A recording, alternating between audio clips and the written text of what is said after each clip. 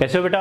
अपना जो last lecture हुआ था बेटा एटॉमिक स्ट्रक्चर की हम बात करे थे, रिवाइज करे थे, तो उसमें अपने बात की थी, लास्ट लेक्चर में अपने स्टार्ट किया था बच्चों हाइड्रोजन स्पेक्ट्रम। ओके, यानी अपने जो एटॉमिक मॉडल्स होते हैं वो अपने कंप्लीट किए थे। फिर अपने स्टार्ट किया था बेटा स्पेक्ट्रम, स्पेक्ट्रम क्या होता है ये अपने डिस्कस किया था। फिर अपने स्टार्ट किया था जो अपने लिए मोस्ट इंपॉर्टेंट है hydrogen spectrum. Okay, hydrogen spectrum कुछ पॉइंट्स तो अपने डिस्कस किए थे बेटा, इसको आगे कंटिन्यू करते हैं। हेडिंग तो आपने लिखी हुई है, उसी को हम आगे कंटिन्यू कर रहे हैं बेटा। ओके, क्या कहते हैं बच्चों? देखो हाइड्रोजन स्पेक्ट्रम की बात करें तो सबसे पहली बात हमें पता है स्पेक्ट्रम का मतलब क्या होता है। ए सीरीज ऑफ कलर बैंड्स है, यानी रंगीन पट्टियों की एक श्रृंखला, इसको हम क्या कहते हैं बच्चों? स्पेक्ट्रम कहते हैं। और अगर हाइड्रोजन स्पेक्ट्रम के लिए इस बात को क्या करें, डिस्कस करें, तो इसे क्या बोलते हैं? Hydrogen spectrum. क्लियर?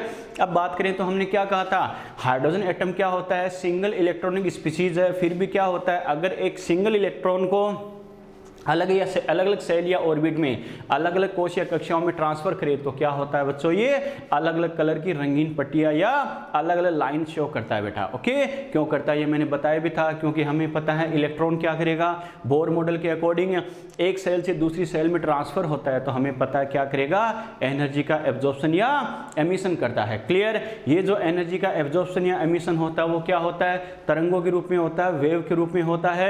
और हर वेव की एक वेवलेंथ होती है, तरंग दैर्ध्य होती है, और हर तरंग दैर्ध्य का क्या होता है? एक स्पेसिफिक कलर होता है, विशिष्ट रंग होता है। इस वजह से अलग अलग रंग की क्या होती है, यानी लाइंस मिलती है हमें बच्चों। ठीक है, जिसको अलग अलग सीरीज में डिवाइड किया गया है। बात समझ में आई बेटा? ओके, जो क्या कहा अपने, जैसे जो कलर्ड बैंड मिलते हैं, रंगीन पट्टियां मिलती हैं, इनको अपन क्या कहते हैं? स्पेक्ट्रम। क्लियर? और हमें पता है हाइड्रोजन के रेस्पेक्ट में बात करें तो इन्हें हम क्या कहते हैं? अलग अलग सीरीज में डिवाइड करते हैं। तो सीक्वेंस से हमने सीरीज बनाई थी बेटा, याद है ना? क्या होता है, यानी ऊपर वाली सेल या ऑर्बिट से ऊपर वाली कोश या कक्षाओं से ट्रांसफर अगर फर्स्ट सेल में करें तो क्या बनता है? लाइमन। फिर सेकंड में करें तो क्या होता है? बामर। थर्ड में करें तो क्या होता है? पास्सन। फोर्थ में करें तो क्या होता है? ब्रैकेट। फिफ्थ में करें तो क्या होता है? Fund series. और हमें पता है सिक्स वाले में करें तो क्या होता है बेटा? Humphry series. याद है ना? क्लियर? और हमें पता है ये जो सीरीज मिलती है, यानी क्या होता है बेटा? श्रेणियां मिलती है, वो क्या होती है? अलग अलग एरियाज यानी रीजन्स में मिलती है, क्षेत्रों में मिलती है। कैसे? जैसे लाइमन सीरीज है, किसमें मिलती है? अल्ट्रा वायलेट रीजन, पराबैंगनी क्षेत्र। क्लियर? दूसरे नंबर वाली बामर है, वो क्या होती है बेटा?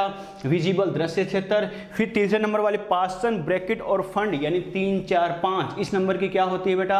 यानी कौन से में? इंफ्रारेड। याद है बेटा? अवरक्त क्षेत्र में मिलती है। और लास्ट वाली जो होती है हम्फ्री सीरीज, वो क्या होती है? डिजिटल इंफ्रारेड, यानी दूरस्थ अवरक्त क्षेत्र में मिलती है। क्लियर? इसकी ट्रिक भी मैंने लिखाई थी, यूवी इंडिया। याद है ना? यूवी फर्स्ट वाली U ultra violet. Clear? V दूसरे वाली विजिबल। क्लियर? 3, 4 और 5 ये किसमें?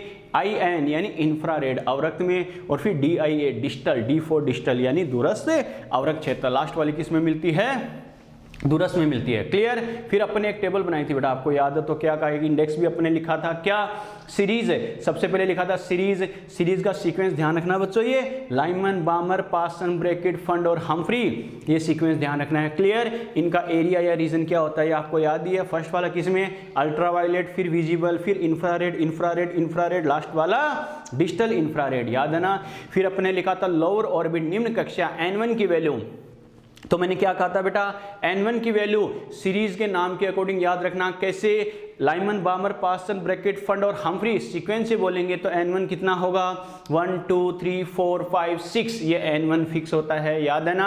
N2 higher orbit. N2 मैंने कहा था बच्चों, N2 क्या होगा? हायर ऑर्बिट, उच्च कक्षा, यानी जो लोअर ऑर्बिट है उससे ऊपर वाला मान कोई सा भी हायर ऑर्बिट का हो सकता है। मैंने क्या कहा था? जैसे लाइमन के लिए हमें पता है N1 कितना होता है? 1, तो N2 यानी हायर ऑर्बिट कितना होगा? 1 से ज्यादा वाला 2, 3, 4, 5 इनफाइनाइट तक कोई सा भी हो सकता है। कहने का मतलब क्या समझ में आया? बच्चा कहेगा सर एग्जैक्ट अगर बताना हो कि N2 यही होगा तो कैसे करेंगे, वो अभी तरीका बताऊंगा बेटा उसका कैसे करना है, क्या करना। क्लियर? लास्ट में एक कॉलम अपने क्या लिखा था? नंबर ऑफ लाइंस, रेखाओं की संख्या। किसी सीरीज में नंबर ऑफ लाइंस पूछे तो क्या करते हैं? Capital N equal to N2 minus N1, यानी higher orbit minus lower orbit, उच्च कक्षा माइनस निम्न कक्षा, इन दोनों का अंतर कर देंगे तो हमारे पास क्या आ जाएगा? नंबर ऑफ लाइंस यानी रेखाओं की संख्या आ जाएगी। समझ में आ गया बेटा? क्लियर? यस और नो? तो यहां तक अपन ने बात की थी बेटा। ठीक है, चलो बेटा आगे इसको डिस्कस करते हैं। मैंने क्या कहा था, N2 की वैल्यू, यानी N2 की वैल्यू सर हमें कैसे बतानी है, ओके। तो वो कैसे करना है बच्चों, देखो इसका तरीका क्या होता है, अच्छे से समझना। ये चीज अगर समझ लोगे तो हाइड्रोजन स्पेक्ट्रम के क्वेश्चन गलत नहीं होंगे। कैसे, N1 वाला तो हर कोई रट लेता है सीरीज के नाम के अकॉर्डिंग, लेकिन N2 में सबसे ज्यादा कंफ्यूज होता है। जैसे बोला जाए तो सर N2 क्या होगा, कैसे होगा, समझना अच्छे से बेटा। ये देखो मैं अलग अलग जैसे मान लो लाइंस बना रहा हूं, इनका मतलब क्या होता है ये भी बताऊंगा, समझना।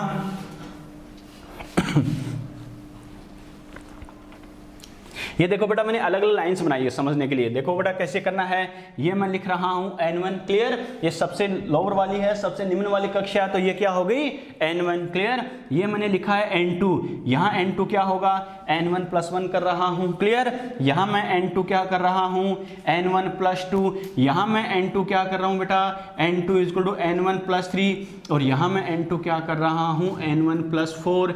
और यहां मैं N2 क्या कर रहा हूं, इनफाइनाइट। समझ में आया बेटा, क्लियर। बच्चा कहेगा सर ये कैसे कर रहे हो, N1 का एक ही वैल्यू कैसे और N2 के इतनी सारी कैसे। N2 की ये सभी वैल्यू यूज नहीं करनी, इनमें से कोई एक यूज करनी है। बच्चा कहेगा सर कौन सी यूज करेंगे, जिस नंबर की हमें बोली जाए, ओके। कैसे बेटा, तो सबसे पहले देखो N1 तो फिक्स होगा, ये ध्यान रखना। ये मैं क्या लिख रहा हूं बेटा, डिसाइडेड बाई, क्या कहा, decided by types of series, decided by types of series. कहने का मतलब क्या है, N1 की वैल्यू वैसे कोई फिक्स नहीं है, आपको सीरीज का नाम देगा, उसके अकॉर्डिंग आपको डिसाइड करना है। कैसे, अगर लाइमन बोल दे देखते ही कर देना N1 कितना 1, बामर बोल दे तो क्या करना 2, पास्टन बोल दे कितना 3। मैंने क्या कहा, समझ में आया। तो ये तो कौन सी सीरीज बोली है, कौन सी श्रेणी बोली है, उसके अकॉर्डिंग N1 की वैल्यू आएगी, क्लियर, ठीक है। N2 कैसे डिसाइड करेंगे, एक तो ट्रांजिशन में ये लिख रहा हूं बेटा, यानी यहां से लेकर इलेक्ट्रॉन यहां ट्रांसफर हो रहा है, एक मैं ऐसे कर रहा हूं, एक क्या इस सेल से अगर N1 में आए, एक इस सेल से अगर N1 में आए, और एक लास्ट वाली से N1 में आई। मेरा कहने का मतलब क्या है, अगर इलेक्ट्रॉन का यहां से यहां ट्रांसफर हो, ये जो लाइन है बेटा इसको बोलते हैं फर्स्ट लाइन, क्या बोलेंगे, फर्स्ट लाइन, प्रथम रेखा, इसे अल्फा भी बोलते हैं। बात समझ में आ गई, क्लियर। तो क्या बोलेंगे बेटा, इसको क्या बोलेंगे, अगर इलेक्ट्रॉन यहां से यहां जंप करे इसको बोलेंगे सेकंड लाइन, इसको बोलते हैं बीटा। बात समझ में आ गई, क्लियर। अगर इलेक्ट्रॉन यहां से यहां ट्रांसफर हो इसे बोलते हैं बेटा थर्ड लाइन, क्या कहा, थर्ड लाइन, इसको बोलते हैं बेटा गामा। बात समझ में आ रही है, क्लियर। अगर इलेक्ट्रॉन यहां से यहां ट्रांसफर हो तो इसे क्या बोलते हैं फोर्थ लाइन, फोर्थ लाइन मतलब क्या, डेल्टा। बात समझ में आ रही है, क्लियर। अगर इलेक्ट्रॉन इनफाइनाइट सेल या ऑर्बिट से फर्स्ट में जंप करे तो यहां से क्या बोलेंगे, इस लाइन को क्या बोलेंगे, लास्ट या लिमिटिंग, लास्ट लिमिटिंग या मार्जिनल लाइन, मार्जिनल लाइन। बात समझ में आ रही है बच्चों, समझ में आया मैंने क्या कहा। अब देखो बच्चा कहेगा सर इसका मतलब क्या है, इसका मतलब क्या है बेटा, अब समझना इस बात को। आपसे अगर ये बोला जाए कैसे, अब से क्या करना है बच्चों, देखो नॉर्मली क्या बच्चा इस टेबल को रटता है, लेकिन टेबल तो खाली समझने का तरीका है। क्या, सीरीज कोई सी भी बोल दे, अब समझना इसका मतलब क्या है, सीरीज कोई सी भी बोल दे, सीरीज के नाम के अकॉर्डिंग N1 की वैल्यू आ जाएगी, क्लियर। आपसे बोले उस सीरीज की फर्स्ट लाइन, उस सीरीज की फर्स्ट लाइन, तो देखो उसके लिए N2 कैसे डिसाइड करना है, फर्स्ट लाइन कहां से कहां तक आ रही है। अगर इलेक्ट्रॉन यहां से यहां ट्रांसफर हो तो फर्स्ट लाइन बोला है तो फर्स्ट लाइन बोल दिया, तो उस सीरीज के लिए जो N1 है जो फिक्स है, लाइमन, बामर, पास्टन, ब्रेकिन सबके लिए अलग अलग है, N1 तो फिक्स है। अगर फर्स्ट लाइन बोला है तो N2 कैसे डिसाइड करोगे, N1 + 1। समझ में आ रहा है बेटा, क्लियर। और अगर बाय द वे किसी सीरीज के लिए, सीरीज कोई सी भी बोल सकता है, लाइमन, बामर, पास्टन, ब्रैकेट, फंड, कोई सी भी, अगर सेकंड लाइन बोले तो देखो सेकंड लाइन कब मिलती है, जब यहां से यहां ट्रांसफर हो रहा है, और अगर यहां से यहां ट्रांसफर होगा तो N2 कितना है बेटा, N1 + 2, यस और नो, क्लियर, ठीक है। अगर किसी सीरीज की थर्ड लाइन बोले तो देखो थर्ड लाइन कब मिलेगी, जब यहां से यहां ट्रांसफर हो, अगर यहां से यहां ट्रांसफर हो तो देखो इसके लिए N2 कितना है, N1 + 3, क्लियर, ठीक है। अगर आपसे बोले फोर्थ लाइन तो फोर्थ लाइन देखो कब मिलेगी, जब यहां से लेकर यहां ट्रांसफर हो और यहां से यहां ट्रांसफर हो तो देखो बेटा n1 तो फिक्स है, लेकिन n2 कितना आएगा, n1 + 4। समझ में आ गया। अगर आपसे बोले लास्ट या लिमिटिंग या मार्जिनल लाइन है तो देखो लास्ट लाइन कब मिलेगी, जब इनफाइनाइट सेल से आए। इसका मतलब यहां से लेकर यहां ट्रांसफर हो और यहां से लेकर यहां ट्रांसफर हो रहा है तो क्या करेंगे, n1 + इनफाइनाइट, यानी कितना आएगा, सीधा इनफाइनाइट ही आ जाएगा। समझ में आ गया, क्लियर। ये टेबल है बेटा, ये समझ में नहीं आए तो भी कोई टेंशन नहीं है। अब इसका इजी तरीका मैं बता रहा हूं कैसे। इसका मतलब n1 तो अरे हर सीरीज के अकॉर्डिंग n1 की वैल्यू फिक्स है या नहीं है बच्चों। तो क्या करेंगे, अगर फर्स्ट लाइन बोला है तो क्या करेंगे, n2 कैसे आ रहा है, n1 की वैल्यू में 1 ऐड करने पर, यस और नो, क्लियर। सेकंड लाइन बोले तो देखो बेटा n2 क्या आ रहा है, n1 की वैल्यू में 2 ऐड करने पर, क्लियर। थर्ड लाइन बोला है तो n2 क्या आ रहा है, n1 की वैल्यू में 3 ऐड करने पर, क्लियर।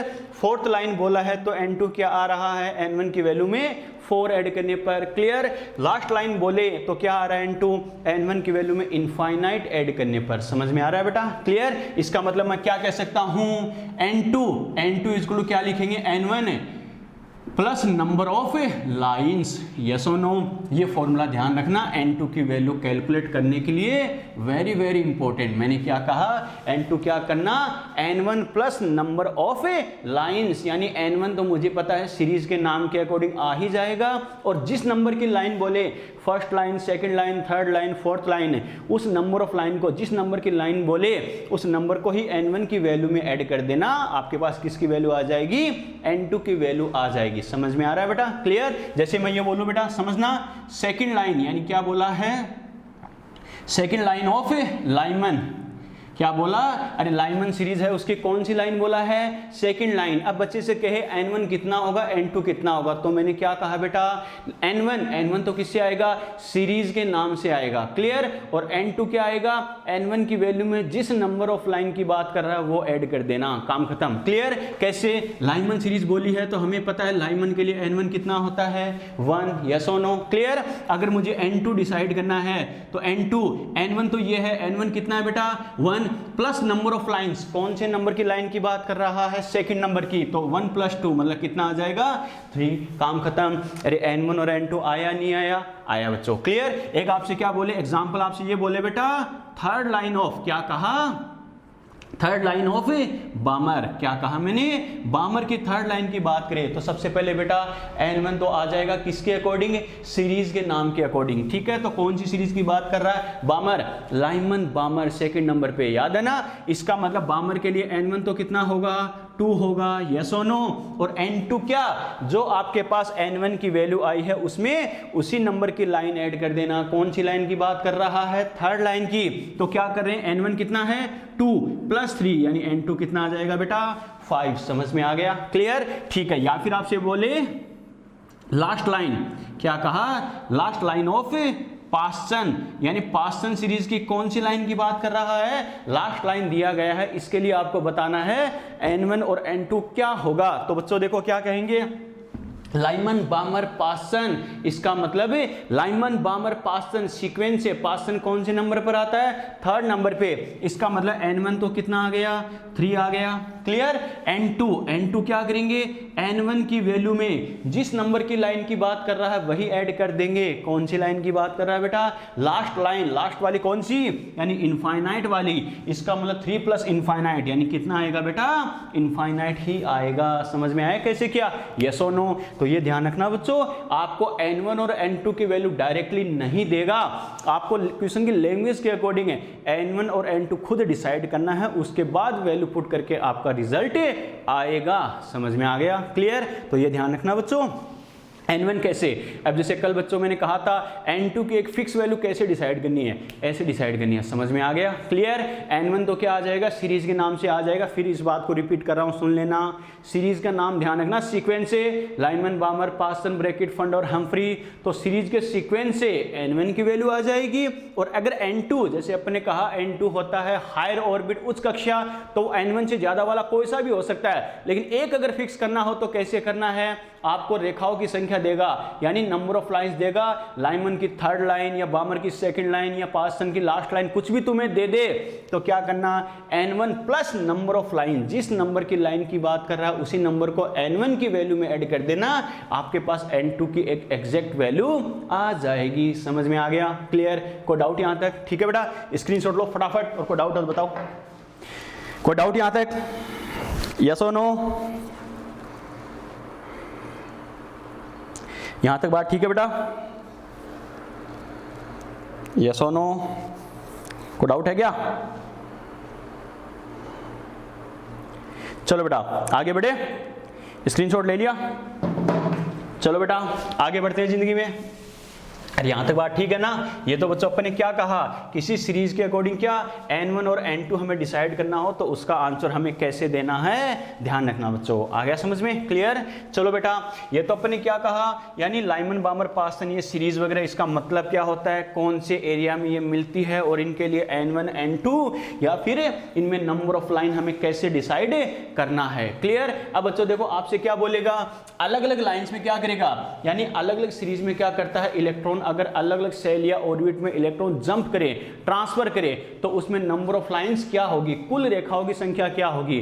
अब मैं टोटल नंबर ऑफ लाइंस की बात कर रहा हूं। ओके, मैंने क्या कहा आपसे, क्या बोले, कोई इलेक्ट्रॉन है वो क्या n2 ऑर्बिट से किस में जंप कर रहा है, n1 में जंप कर रहा है। मैंने क्या कहा, इलेक्ट्रॉन क्या कर रहा है, n2 मतलब क्या, हायर ऑर्बिट, कोई सी भी बोलते 5 6 7 4 कुछ भी आपसे दिया जाए, और किस में जंप कर रहा है, n1 का मतलब क्या है बेटा, हमें पता है लोअर ऑर्बिट, इसकी वैल्यू 1 2 3 कोई सी भी हो सकती है। क्लियर? ठीक है बेटा, यहाँ पे n2 का मतलब क्या है, अरे हायर ऑर्बिट है, उच्च कक्षा, ध्यान है ना, ये क्या है बेटा, उच्च कक्षा। n1 क्या है बेटा, लोअर ऑर्बिट, यानी हायर ऑर्बिट और लोअर ऑर्बिट के रेस्पेक्ट में बात करें तो यहां से क्या करेंगे, number of line, total number of lines, यानी टोटल नंबर ऑफ लाइंस क्या होगी, तो बेटा इसका फॉर्मूला क्या होता है, n2 माइनस n1, और ब्रैकेट क्या करेंगे, n2 माइनस n1 प्लस 1 और अपॉन क्या करेंगे 2। समझ में आ गया? यानी इलेक्ट्रॉन यहां से यहां ट्रांसफर हो रहा है तो total number of lines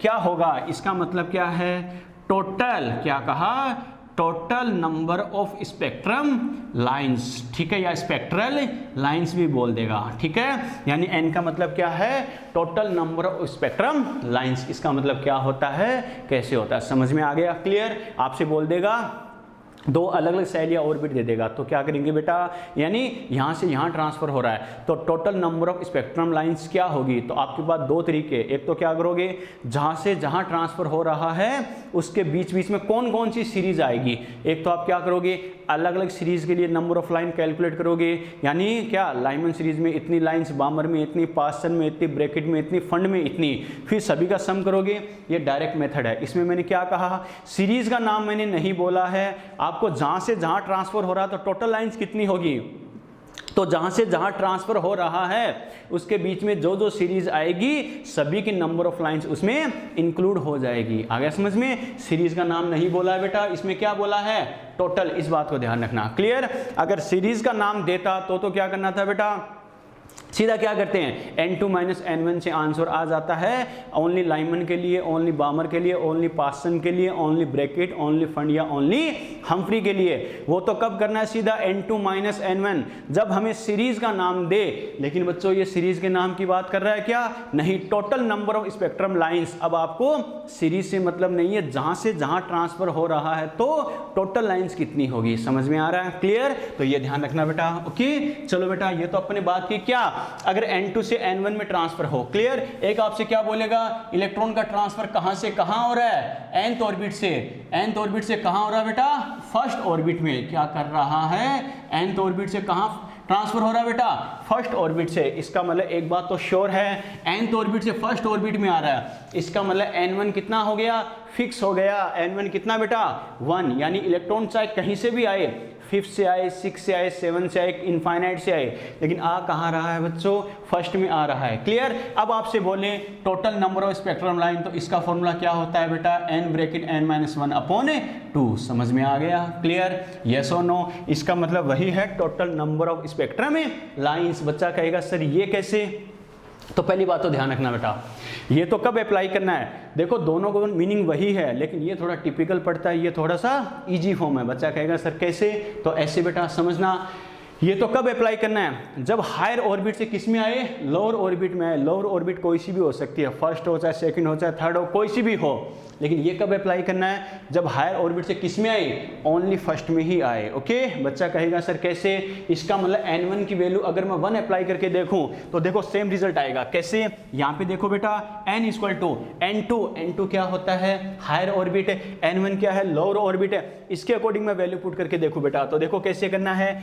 n2 की जगह मैं n लिखूं, n1 की जगह 1 लिख दूं, ब्रैकेट n2 की जगह n लिखूं, n1 की जगह कितना 1। क्लियर, ठीक है बेटा। प्लस में क्या है 1, अपॉन में क्या 2। बात समझ में आ रही है ना, अरे +1 -1 कैंसिल आउट हुआ या नहीं हुआ, हो गया बेटा। तो यहाँ क्या बच गया n और इधर क्या बच गया n-1 अपॉन क्या हो गया 2। सेम रिजल्ट आ रहा नहीं आ रहा, n ब्रैकेट n-1/2। समझ में आ गया बेटा, क्लियर। तो मैंने क्या कहा, अगर सीधा फर्स्ट ऑर्बिट में आ रहा है तो क्या करना बेटा, सीधा यही फॉर्मूला काम में ले लेना, थोड़ा सा इजी रहेगा। क्लियर, ये आप किसी के लिए अप्लाई कर सकते हो, चाहे लोअर ऑर्बिट निम्न कक्षा 1 हो 2 हो 3 हो कितनी भी हो, ये तो सभी के लिए काम में ले सकते हो। बस ये अलग से लिखाने का पर्पज ये था, मैक्सिमम क्वेश्चन में क्या करेगा, हमें फर्स्ट ऑर्बिट के रेस्पेक्ट में ही पूछेगा। तो हमें पता है इतना बड़ा फॉर्मूला याद रख के टाइम पास करने की जरूरत नहीं है, इससे हमारा थोड़ा सा इजी वे में आंसर आ जाएगा। समझ में आ गया बेटा, क्लियर,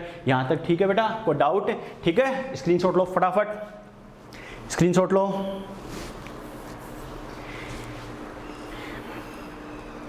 स्क्रीनशॉट ले लिया बेटा, ले लिए, आगे बढ़े, चलो बेटा। तो ये अपन ने क्या कहा, अलग अलग सेल या ऑर्बिट में अगर क्या इलेक्ट्रॉन जंप करे, ट्रांसफर करे, स्थानांतरित हो, तो आपसे बोले total number of spectrum lines क्या होगी। एक तो हमें बोलेगा बेटा सीरीज के रेस्पेक्ट में, इस सीरीज में नंबर ऑफ लाइंस क्या होगी, लेकिन इसमें क्या बोलेगा total number of spectrum lines क्या होगी। ओके, इसके भी दो तरीके, फर्स्ट ऑर्बिट में तो सीधे अप्लाई कर देना n bracket n-1/2। Clear, first के अलावा बाकी किसी में आ रहा है, चाहे लोअर ऑर्बिट 2 हो 3 हो कुछ भी हो, क्या n2 - n1 bracket n2 - n1 + 1/2। समझ में आ गया, क्लियर।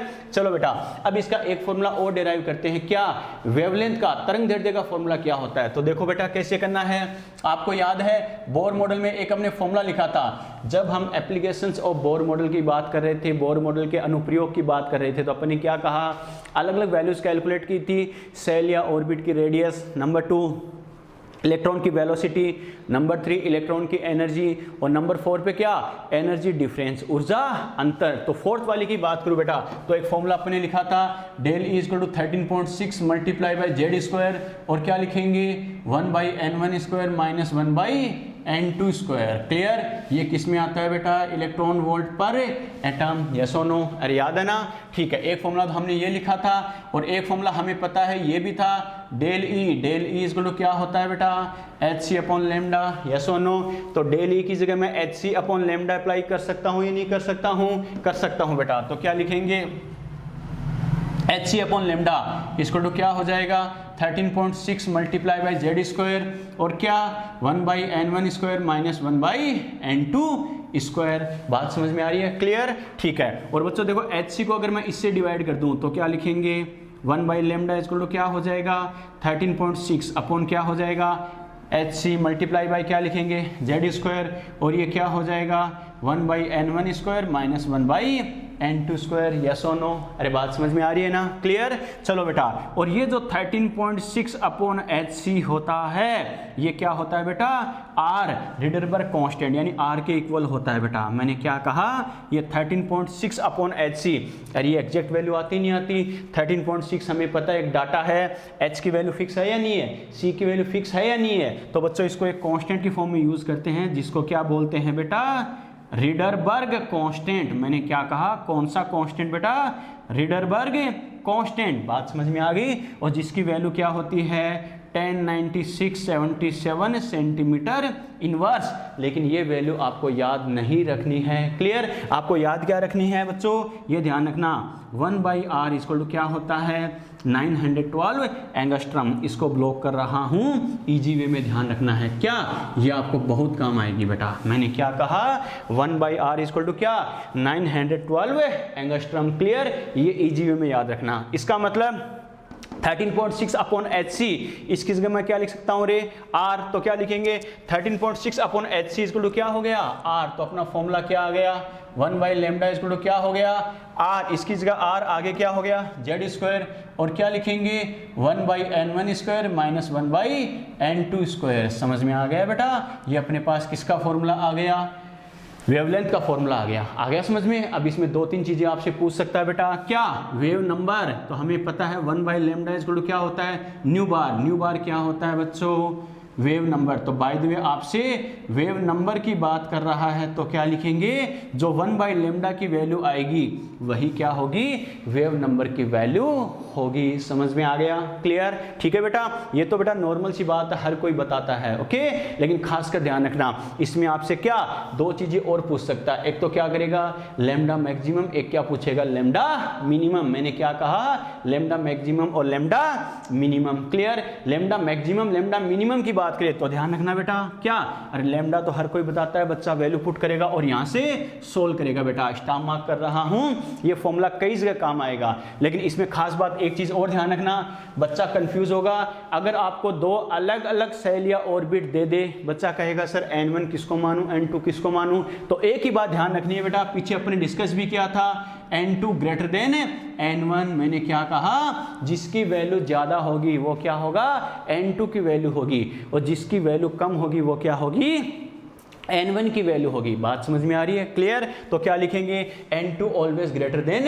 n1। समझ में आ गया, बस जो वैल्यू ज्यादा है वो n2 की जगह और जो वैल्यू कम है वो n1 की जगह अप्लाई करो बेटा। समझ में आ गया, क्लियर, ठीक है बेटा। अब मैंने क्या कहा, लैम्डा क्या होगा ये तो हर कोई बताता है, क्लियर, लेकिन आपसे थोड़ा सा डाइवर्ट करके क्या बोलेगा, लैम्डा मैक्सिमम क्या होगा, लैम्डा मिनिमम क्या होगा। तो ये जरूर ध्यान रखना बेटा, क्या लैम्डा मैक्सिमम पूछे तो इसका फॉर्मूला क्या होगा, n1 square multiply by n2 square upon क्या करेंगे, n2 square minus n1 square multiply by r। बात समझ में आई, ये होता है बेटा लैम्डा मैक्सिमम का फॉर्मूला, क्लियर, ठीक है बेटा। और आपसे बोले कि लैम्डा मिनिमम क्या होगा बेटा, n1 स्क्वायर अपॉन r, ये क्या होता है, लैम्डा मिनिमम होता है। समझ में आ गया, क्लियर। और ये बात ध्यान रखना बेटा, ये किसके लिए अप्लाई होगा, ओनली फॉर, क्या कहा, ओनली फॉर हाइड्रोजन एटम। बच्चा कहेगा सर क्यों, तो यूं बेटा, कैसे, अरे हाइड्रोजन एटम की बात करें, Z कितना हो जाएगा, 1 हो जाएगा, तो Z की जगह 1 वैल्यू पुट करेंगे तो ये क्या हो जाएगा, बाकी R, N1, N2 ये सब बच जाएंगे, क्लियर। ये ट्रिक इसलिए बता रहा हूँ बच्चों, क्या आपको 4 ऑप्शन दे देगा, तो किसके लिए लैम्डा मैक्सिमम होगा, किसके लिए लैम्डा मिनिमम होगा। तो बच्चा क्या करेगा, इनमें वैल्यू पुट कर करके टाइम पास करेगा, लेकिन डायरेक्टली आंसर आ जाएगा। अगर तुम्हें लैम्डा मैक्सिमम पूछे तो ये करना है, लैम्डा मिनिमम पूछे तो ये करना है। समझ में आ रहा है बेटा, क्लियर। नोट करो फटाफट, स्क्रीनशॉट लो फटाफट।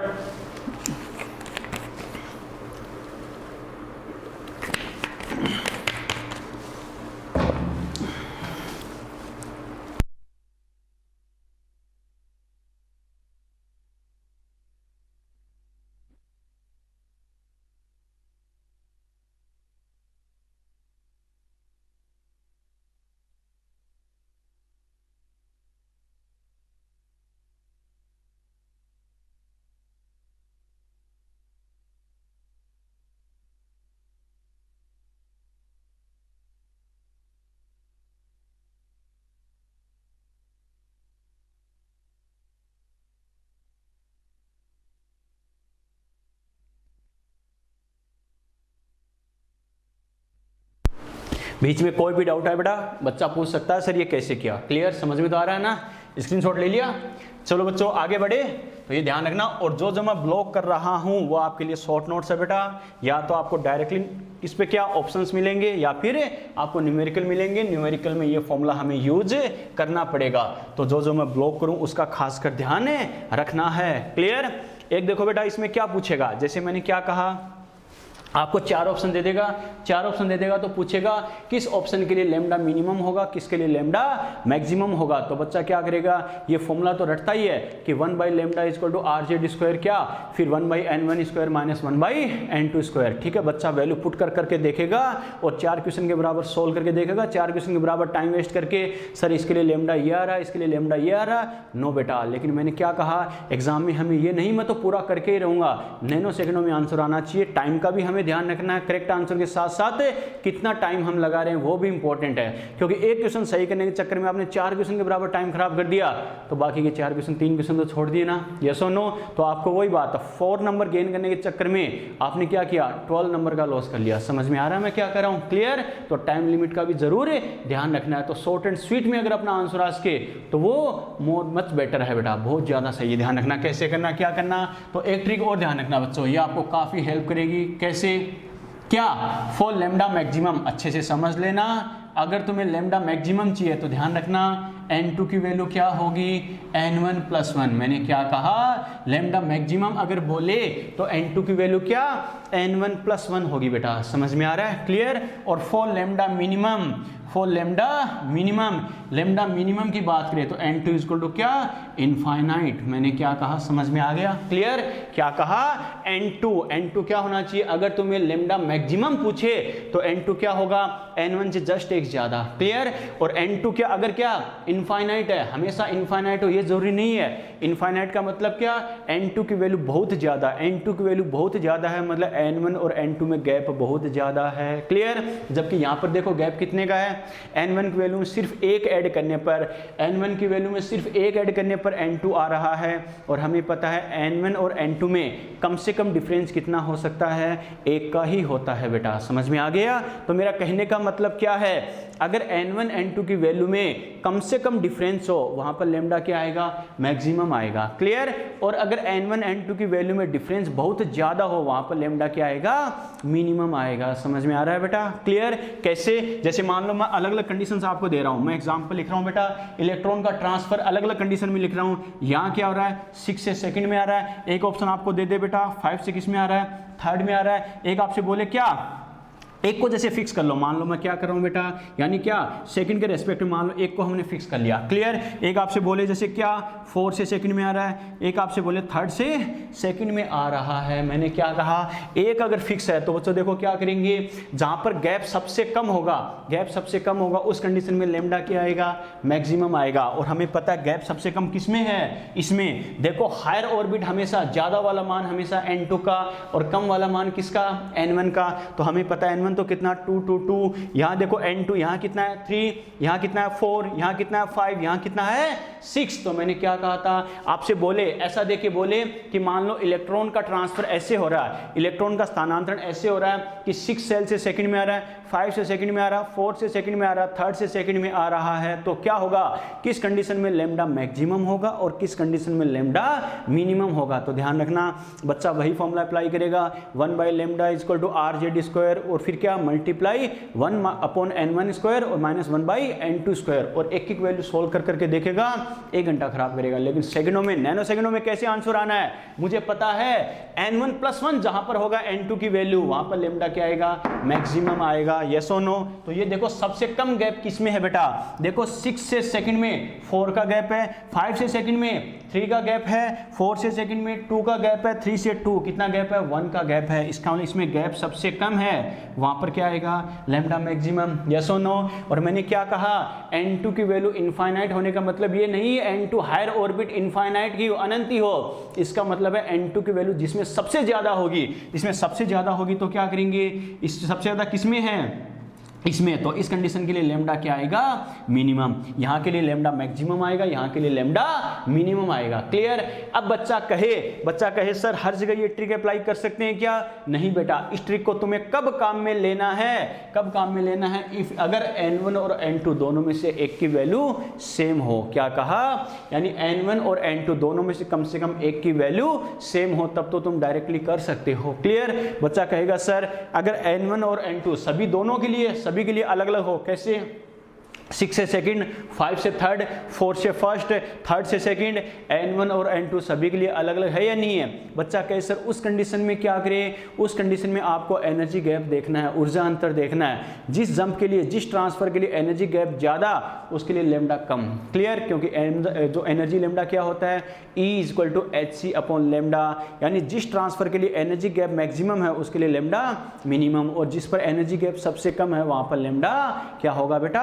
मैक्सिमम होगा। समझ में आ रहा है? क्लियर? लेकिन आपको ज़्यादातर केस ऐसे ही पूछा जाएगा जिसमें N1 और N2 क्या हो बेटा? एक फिक्स हो। क्लियर? क्योंकि हमें पता है नीट में बच्चे के पास एक क्वेश्चन के 40 सेकंड्स ही होते हैं, तो वो कॉन्सेप्ट दिमाग में है, सीधा अप्लाई करके आंसर दे सकता है। समझ में आ गया? क्लियर? ठीक है बेटा, तो ये ट्रिक जरूर ध्यान रखना। ओके, चलो बेटा, एक अपन क्या करिए, हमें पता फ्रीक्वेंसी की बात करता है, तो देखो बच्चों फ्रीक्वेंसी की मैं बात करूँ तो न्यू क्या होता है? न्यू = होता है बेटा C अपॉन लेमडा।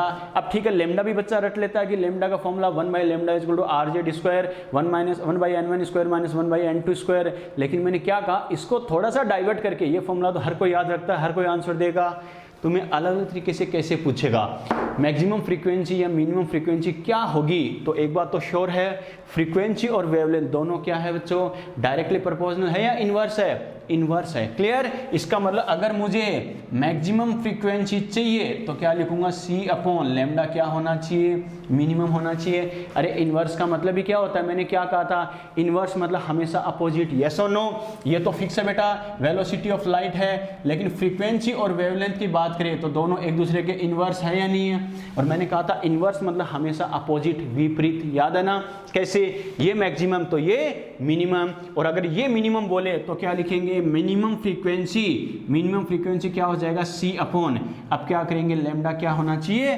मैक्सिमम होना चाहिए। ओके, यस और नो? तो क्या करना है बेटा? आपसे बोले मैक्सिमम फ्रीक्वेंसी या मिनिमम फ्रीक्वेंसी, तो क्या करना है? लेमडा की वैल्यू कैसी होगी उसके अकॉर्डिंग आप फ्रीक्वेंसी भी बता सकते हो। समझ में आ गया? क्लियर? यस और नो? यस। ठीक है, कोई डाउट? स्क्रीनशॉट लो फटाफट। कोई डाउट है तो बताओ। कोई भी डाउट?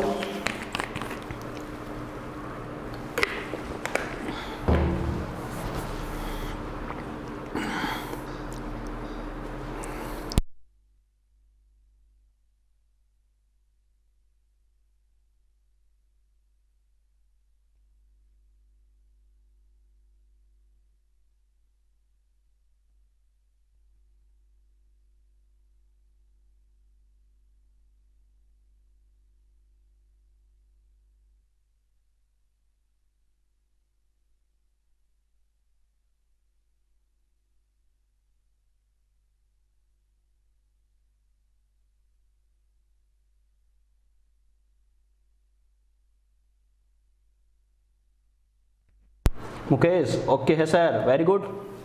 चलो बेटा, स्क्रीनशॉट ले लिया ना? अरे बुझाण दे। चलो बेटा, तो ये ध्यान रखना कैसे करना है, क्या करना है। क्लियर? चलो अच्छे से समझ लेना बेटा इन चीज़ों को, कभी जिंदगी में क्वेश्चन गलत नहीं होगा, ध्यान रखना। चलो, तो ये अपने बात की। एक देखो इसमें कैसे क्वेश्चन और पूछता है बच्चों। देखो आपसे क्या करेगा, एक शानदार क्वेश्चन क्या बनता है, क्या आपसे अलग अलग सेल या ऑर्बिट की बात करें, यानी इतनी एनर्जी का फोटोन दिया जाए, उतनी एनर्जी का फोटोन दिया जाए, इलेक्ट्रॉन ट्रांसफर होगा या नहीं होगा। अरे सीधी सी बात है, हाइड्रोजन स्पेक्ट्रम किस पर बेस्ड है? बोर मॉडल पर बेस्ड है, बोर मॉडल पर आधारित है। क्लियर? तो बोर ने क्या कहा था, इलेक्ट्रॉन एक सेल से दूसरी सेल यानी एक कोश कक्षा से दूसरी कोश कक्षा में ट्रांसफर होता है या नहीं होता है? होता है। कैसे होता है? एनर्जी का लॉस करके या एनर्जी गेन करके। क्लियर? यानी ऊर्जा का आदान प्रदान करके, यानी लोअर से हायर में जाएगा तो क्या करता है? एनर्जी गेन करता है, और हायर से लोअर में आता है तो एनर्जी लॉस करता है। यस और नो? होता है बच्चों। तो कितनी एनर्जी दी जाए कि वो ट्रांसफर हो, और कितनी एनर्जी ऐसी हो ये एनर्जी देने पर ट्रांसफर नहीं होगा, ये क्वेश्चन आपसे पूछेगा। ओके, तो समझना बेटा इस बात को। जैसे मैं अलग अलग सेल या ऑर्बिट बना रहा हूं, समझना अच्छे से कैसे करना है, क्या करना बेटा। जैसे मान लो मैं ये कहूं अलग अलग सेल या ऑर्बिट, देखो समझना अच्छे से कैसे कर रहा हूं, क्या कर रहा हूं।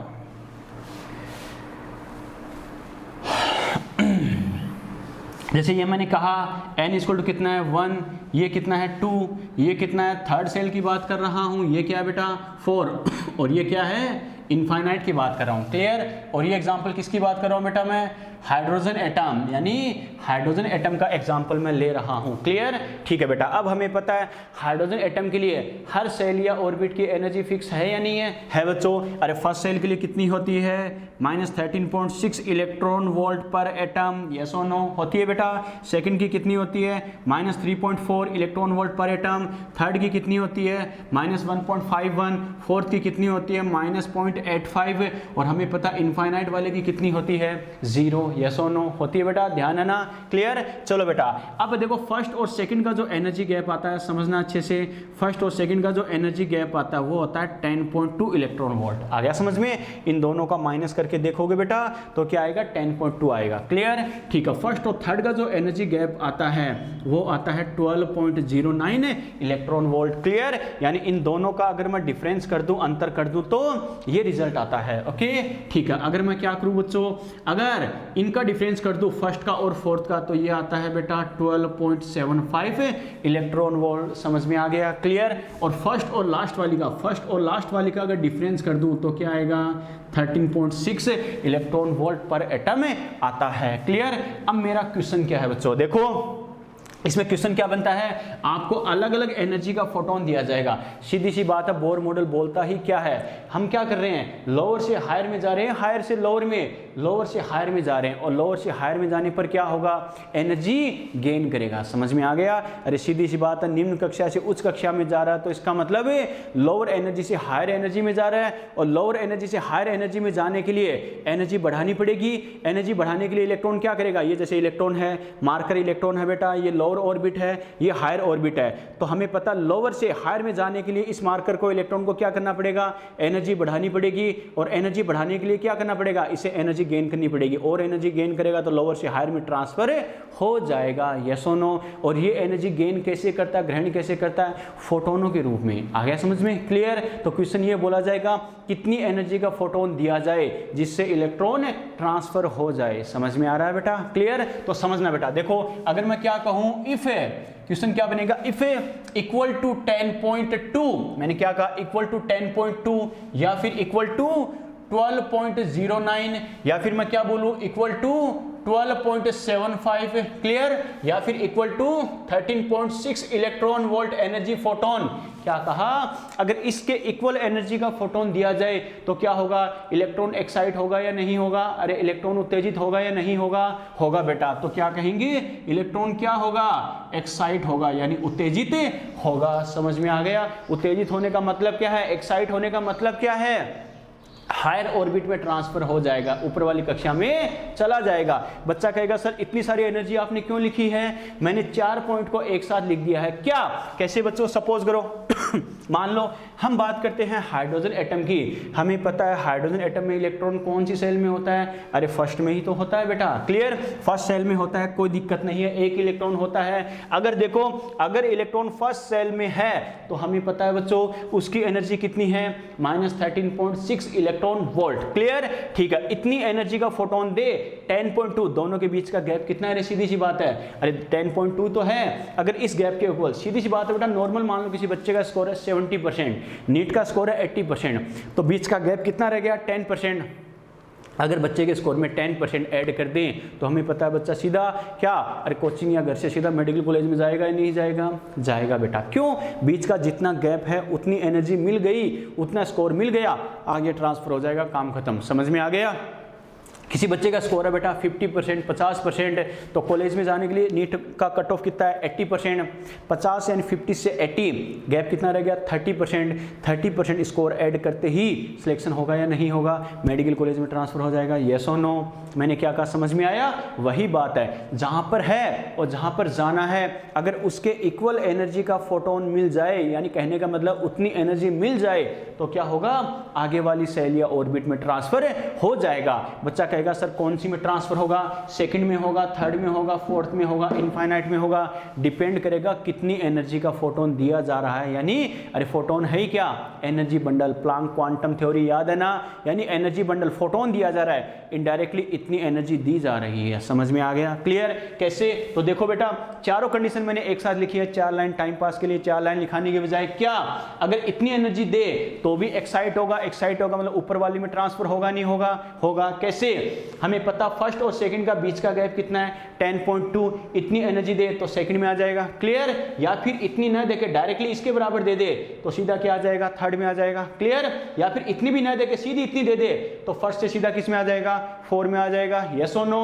या फिर डायरेक्टली इतनी दे दे तो सीधा कहां चला जाएगा, इनफाइनाइट में चला जाएगा। लेकिन चाहे कोई सी में, चाहे सेकंड में जाए, चाहे थर्ड में जाए, चाहे फोर्थ में जाए, चाहे इनफाइनाइट में जाए, अरे इलेक्ट्रॉन एक्साइट होगा या नहीं होगा, उत्तेजित होगा नहीं होगा, क्योंकि एक्साइट होना, उत्तेजित होने का मतलब क्या है, एनर्जी गेन करके ऊपर वाली सेल या ऑर्बिट में ट्रांसफर हो जाना, यस और नो। मैंने 2 वर्ड लिखाए थे, ground state, excited state. Ground state बोला है मतलब फर्स्ट ऑर्बिट में ही है, लेकिन एक्साइटेड स्टेट बोला है मतलब ऊपर वाली कोई सी में भी हो सकता है। समझ में आ रहा है बेटा, क्लियर। अब कौन सी एक्साइटेड स्टेट होगी, कौन सी में होगा, डिपेंड करेगा कितनी एनर्जी गेन कर रहा है। समझ में आ गया, क्लियर, ठीक है बेटा। अब बात करते हैं बच्चों, देखो ये तो नॉर्मल सी कंडीशन है। तो मेरा क्वेश्चन क्या है, आपसे क्वेश्चन बोला जाए इलेक्ट्रॉन को इतनी एनर्जी या फिर इतनी एनर्जी या इतनी एनर्जी या इतनी एनर्जी के बराबर फोटोन दे तो इलेक्ट्रॉन का एक्साइटेशन होगा या नहीं होगा, होगा। इतनी एनर्जी गेन करके ऊपर वाली ऑर्बिट में ट्रांसफर हो जाएगा, या तो सेकंड या थर्ड या फोर्थ या इनफाइनाइट,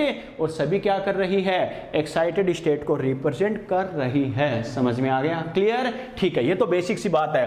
अब आपसे क्वेश्चन क्या पूछेगा गलती करवाने के लिए, क्या बोलेगा बेटा, ये समझना इस बात को। देखो बेटा कैसे, इफ है लेस देन 10.2 या ग्रेटर देन 10.2 या फिर क्या लेस देन 12.09 या फिर ग्रेटर देन 12.09 या फिर क्या लेस देन 12.75 या फिर क्या ग्रेटर देन 12.75 या फिर क्या less than 13.6 electron volt energy photon, यानी इलेक्ट्रॉन वोल्ट फोटोन, इस एनर्जी का फोटोन दिया जाए। मैंने क्या कहा, यहां भी मैं फोटोन लिख रहा हूं बेटा, क्या, यानी ऐसी कोई एनर्जी का फोटोन दिया जाए। मेरा कहने का मतलब क्या है, देखो 1 2 3 4 5 6 7 पॉइंट को मैंने एक साथ कंसीडर किया है। क्या बच्चा कहेगा सर इस गैप के बराबर एनर्जी दे रहा, तब तो कोई दिक्कत नहीं है, लेकिन दी गई एनर्जी इससे थोड़ी कम है या इससे थोड़ी ज्यादा है तो क्या होगा। तो बेटा ध्यान रखना, अगर फर्स्ट और सेकंड के बीच का गैप कितना है 10.2, आपने मान लो 10.2 ना देके 10 इलेक्ट्रॉन वोल्ट दे दी, तो हमें पता है 10 इलेक्ट्रॉन वोल्ट एनर्जी देने से क्या होगा, अरे 10.2 मिलती तब यहां तक पहुंचता, लेकिन 10 इलेक्ट्रॉन वोल्ट ही मिली है, मतलब जितना गैप है उससे थोड़ी कम है या नहीं है, कम है, तो यहां तक ना पहुंच के समथिंग यहां होगा। लेकिन हमें पता है 2 सेल या ऑर्बिट के बीच में इलेक्ट्रॉन पॉसिबल है क्या, नहीं। समझ में आ गया, इसका मतलब इस एनर्जी से तो काम नहीं चलेगा। लेकिन बच्चा कहे सर कोई बात नहीं, आपने कहा यहां से यहां तक का गैप कितना है, फर्स्ट और थर्ड का 12.09, सर मैं 12.09 ना देके 11 इलेक्ट्रॉन वोल्ट एनर्जी दे रहा हूं, कितनी दे रहा हूं, 11 इलेक्ट्रॉन वोल्ट। तो सर अगर 11 इलेक्ट्रॉन वोल्ट दूं तो इलेक्ट्रॉन समथिंग यहां पहुंच जाएगा क्या, 11 इलेक्ट्रॉन वोल्ट देने पर, यस और नो, यस और नो, पहुंचना चाहिए हिसाब से तो, एनर्जी के हिसाब से तो, लेकिन पहुंचेगा क्या, नहीं। फिर बात यहीं पर आ गई, अगर 11 इलेक्ट्रॉन वोल्ट एनर्जी मिलेगी तो समथिंग इन दोनों के बीच में होगा, क्योंकि हमें पता है यहां तक 10.2 और यहां तक 12.09 है, तो 10 और 12 के बीच की कंडीशन समथिंग 11 यहां तक आ गई, यानी 11 की कंडीशन में यहां से लेकर यहां तक पहुंचेगा, और यहां से लेकर यहां तक इनके बीच में इलेक्ट्रॉन पॉसिबल है क्या, नो। तो क्या होगा, एक्साइटेशन होगा क्या, नहीं होगा। क्लियर। बच्चा कहेगा सर इसमें क्या दिक्कत है, अगर मैंने 11 इलेक्ट्रॉन वोल्ट एनर्जी दी है तो फोटोन, जो इलेक्ट्रॉन क्या करेगा, इतनी एनर्जी हमने दी थी, इलेक्ट्रॉन इतनी गेन करके यहां तक रह जाएगा, क्या दिक्कत है, इतनी तो गेन कर सकता है, नहीं बेटा। फोटोन के लिए ध्यान रखना, फोटोन क्या होता है, एनर्जी बंडल होता है, बंडल जैसे बीड़ी का बंडल, समझते हो ना, यानी क्या एनर्जी बंडल होता है। इसका मतलब क्या होता है बेटा, यानी या तो फोटोन सारी की सारी एनर्जी ट्रांसफर करेगा या फिर ट्रांसफर नहीं करेगा। मैंने क्या कहा, या तो फोटोन कंप्लीट एनर्जी ट्रांसफर करेगा या फिर ट्रांसफर नहीं करेगा। बच्चा कहेगा सर कैसे, तो बेटा अपन ने क्या कहा, ये मान लो यहाँ पर इलेक्ट्रॉन था, अब मान लो कोई फोटोन आ रहा है बेटा, ये कोई फोटोन है, एनर्जी पार्टिकल है, ठीक है। अब ये क्या, ये से टकराएगा, बच्चा क्या कहेगा, वो फोटोन जो है उसकी एनर्जी कितनी है, 11 इलेक्ट्रॉन वोल्ट है, सपोज करो 11 इलेक्ट्रॉन वोल्ट है, तो बच्चा क्या कहेगा, सर पूरी एनर्जी इसको ट्रांसफर करेगा क्या, या तो फोटोन करेगा तो पूरी ही ट्रांसफर करेगा। अगर 11 इलेक्ट्रॉन वोल्ट ट्रांसफर कर दे तो ये इलेक्ट्रॉन यहाँ चला जाएगा सेकंड थर्ड के बीच में, और हमें पता है सेकंड थर्ड के बीच में पॉसिबल है क्या रहना इलेक्ट्रॉन का, कभी पॉसिबल नहीं है। क्लियर, ठीक है। तो फिर बच्चा कहेगा सर कोई दिक्कत नहीं है, फोटोन पूरी 11 electron volt 11 electron volt transfer ना करके 10.2 ट्रांसफर कर दे, इतनी ट्रांसफर कर दे, बाकी अपने पास रख ले। ऐसा पॉसिबल है क्या, नहीं। मैंने क्या कहा, फोटोन एक एनर्जी बंडल है, एक ऊर्जा बंडल है, या तो सारी एनर्जी ट्रांसफर करेगा, अदरवाइज ट्रांसफर नहीं करेगा। इस कंडीशन में सारी ट्रांसफर करेगा तो इलेक्ट्रॉन समथिंग सेकंड थर्ड के बीच में आ जाएगा, तो सारी वैसे ट्रांसफर नहीं कर सकता, इलेक्ट्रॉन को चाहिए उससे थोड़ी कम, और आधी अधूरा काम फोटोन कभी नहीं करेगा। फोटोन या तो पूरा का पूरा ट्रांसफर करेगा एनर्जी को, अदरवाइज नहीं करेगा। मेरा कहने का मतलब क्या समझ में आ गया। तो ऐसी कोई कंडीशन दे रखी हो क्या, अगर 10.2 से कम है तो समथिंग यहां होगा, इसका मतलब एक्साइटेशन होगा क्या, इलेक्ट्रॉन ट्रांसफर होगा क्या, नहीं। इससे ज्यादा हो, इससे ज्यादा कैसे, इससे थोड़ी ज्यादा मान लो समथिंग 11 वाली होगी इन दोनों के बीच में, और 12.09 से कम हो, इससे कम यानी 12.09 होती तब तो यहां होता, इससे थोड़ी कम मतलब इनके बीच में, या फिर इससे थोड़ी सी ज्यादा हो तो समथिंग इन दोनों के बीच में, या 12.75 से कम हो तो इन दोनों के बीच में, या 13.6 होता तो सीधा यहां ट्रांसफर होता, इससे थोड़ी कम है यानी इन दोनों के बीच में होगा या नहीं होगा। तो कहने का मतलब क्या, ये कम और ज्यादा वाली कंडीशन अगर है तो क्या होगा, इलेक्ट्रॉन का एक्साइटेशन होगा क्या, अरे यस और नो, इलेक्ट्रॉन एक्साइट होगा क्या, नहीं होगा बेटा। समझ में आ गया क्यों नहीं होगा, बात समझ में आई क्या। इलेक्ट्रॉन को अगर फोटोन के थ्रू आप एनर्जी दे रहे हो तो क्या होगा बेटा, इलेक्ट्रॉन को उतनी एनर्जी चाहिए क्या जितनी उसे एक्चुअल में रिक्वायर्ड है। अगर जो बीच का एनर्जी गैप है, बीच का ऊर्जा अंतर है, एग्जैक्ट उसके बराबर एनर्जी का फोटोन मिल रहा है तो क्या होगा, इलेक्ट्रॉन ट्रांसफर होगा, एक्साइट होगा, अदरवाइज नहीं होगा। यानी एक्साइट होगा या एक्साइट नहीं होगा, उत्तेजित होगा या उत्तेजित नहीं होगा। समझ में आ गया, यस और नो, क्लियर। एक क्वेश्चन तो आपसे ये पूछेगा, क्लियर, इतनी एनर्जी का फोटोन दिया जा रहा तो इलेक्ट्रॉन का एक्साइटेशन होगा या नहीं होगा। समझ में आ गया बेटा, क्लियर, ठीक है। कोई डाउट यहां तक, फटाफट स्क्रीनशॉट लो बेटा, आगे बात करते हैं। फटाफट स्क्रीनशॉट लो, ये तो समझाने के लिए मैंने बनाया है। फटाफट स्क्रीनशॉट लो।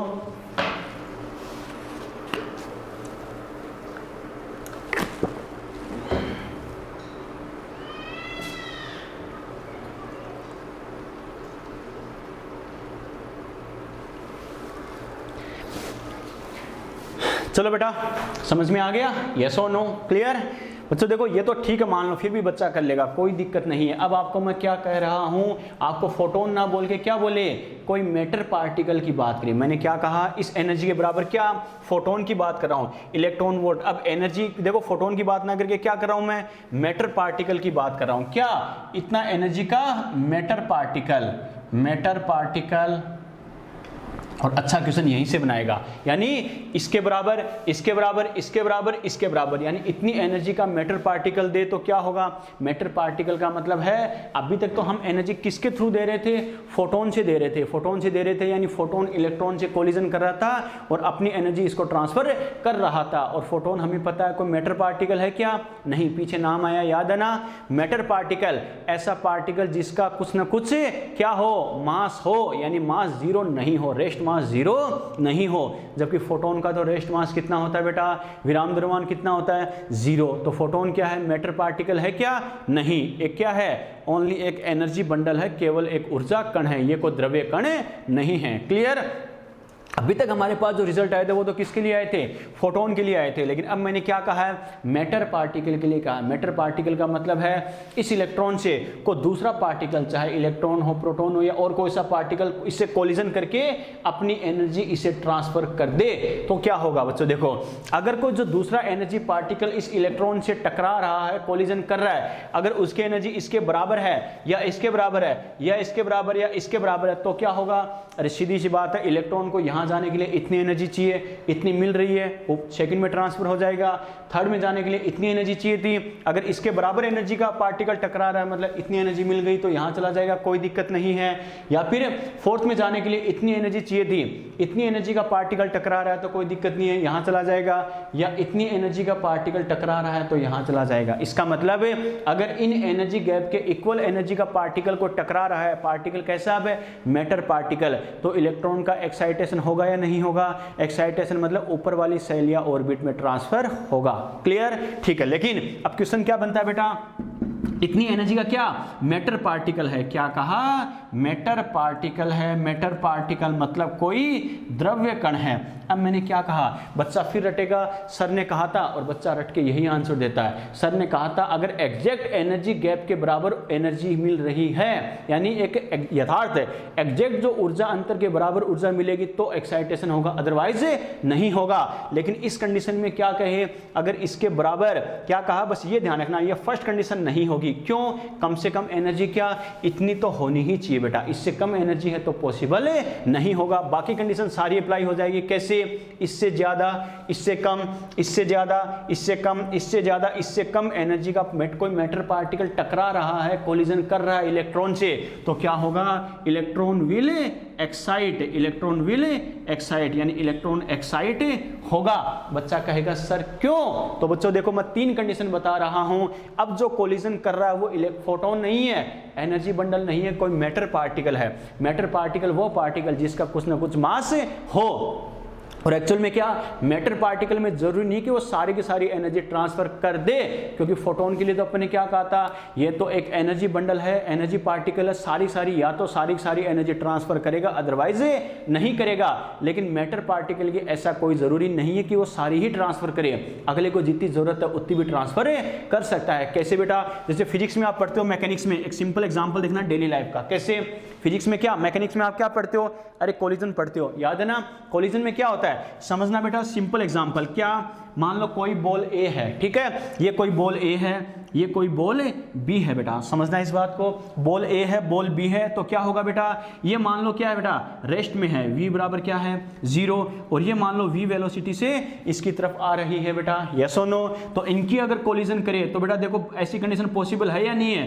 कोलिजन होने के बाद v की स्पीड क्या हो जाए, 0 हो जाए, और b क्या हो जाए, v स्पीड से मूव करना लग जाए, यानी यहाँ से क्या कर जाए, उसमें मूवमेंट स्टार्ट हो जाए। मेरा कहने का मतलब क्या है, पहले कंडीशन क्या थी, जो बॉल b है, बॉल b है वो तो क्या है, रेस्ट पोजीशन में है, विराम अवस्था में है, और बॉल a इसकी तरफ v स्पीड से आ रही है, v वेलोसिटी से आ रही है, तो क्या होगा, कोलिजन होने के बाद a की स्पीड क्या होगी, वेलोसिटी 0 हो गई, यानी ये फिक्स हो गई, और b क्या हो जाएगा, इसकी स्पीड से ट्रांसफर होने, यानी इसमें क्या मूवमेंट स्टार्ट हो जाएगी, इसमें वेलोसिटी आ जाएगी। ठीक है, अब बच्चों देखो क्या कहेगा, इसका मतलब क्या है इसका मतलब है बॉल ए ने अपनी सारी की सारी एनर्जी बी को ट्रांसफर कर दी है। मैंने क्या कहा, अरे बॉल ए ने बॉल बी को अपनी सारी की सारी एनर्जी ट्रांसफर कर दी है, इस वजह से बॉल ए तो अब क्या रेस्ट में आ जाएगी, विराम अवस्था में आ जाएगी, और बॉल बी में क्या वेलोसिटी आ जाएगी। समझ में आ रहा है बेटा मैंने क्या कहा, यस और नो।